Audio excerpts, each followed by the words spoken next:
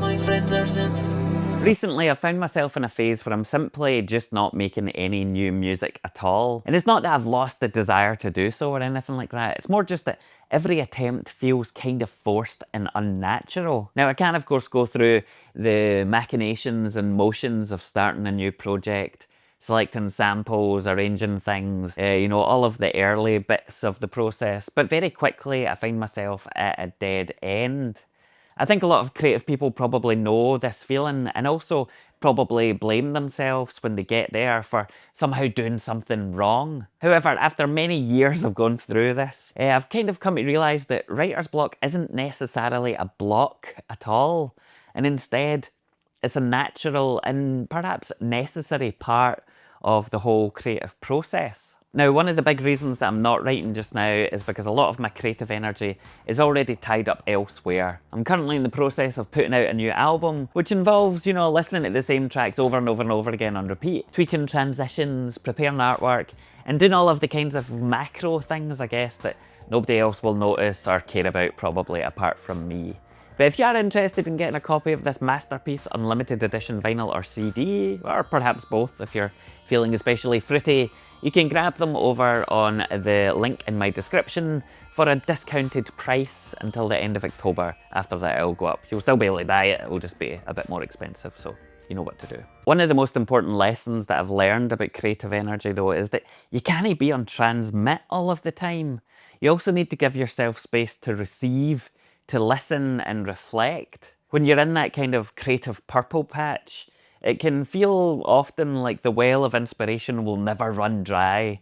You know, those times where making music is so easy that it almost feels like cheating, and I'm sure you know what I'm talking about. But the well isn't limitless.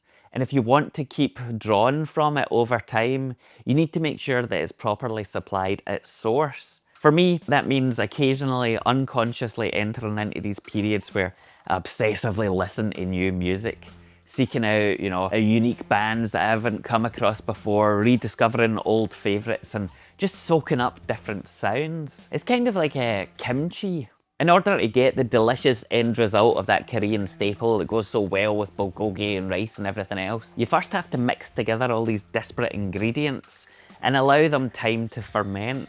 Because otherwise, those coveted new ideas will never bubble up, and all you'll be left with is cabbage, and nobody wants that.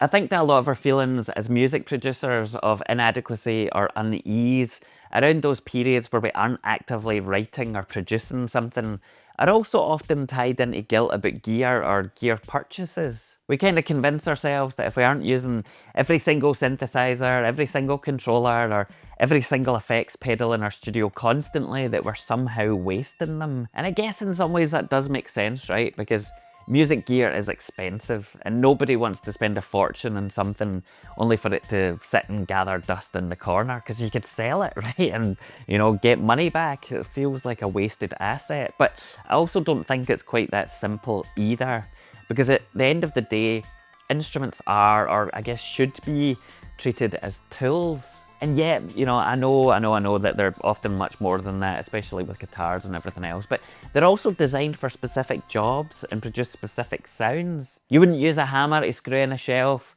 just like you wouldn't use an 808 to conjure up an ethereal pad unless you're some kind of fucking maniac.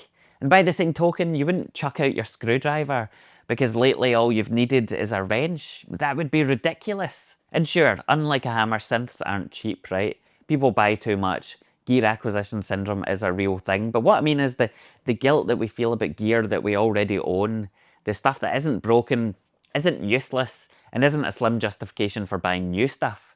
It's about the gear that we have now, which just hasn't been used for a while. This analogy isn't perfect, right? But you get the point. Different bits of gear have different purposes. They don't all have to be constantly in use to have value. So in other words, lying dormant isn't necessarily a waste or indicative of a block.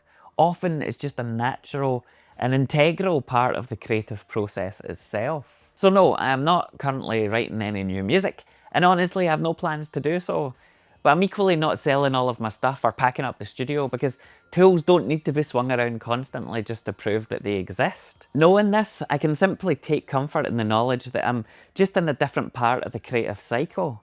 The time where I can pause, listen, and enjoy soaking up the creations of others to hopefully inspire and rejuvenate my soul and being. Letting the well refill. If you happen to resonate with any of this or feel like you've hit a creative block, don't fret. Don't flog yourself with guilt or self-pity. You're not failing necessarily. You're just fermenting. Fling a bunch of different flavours in there.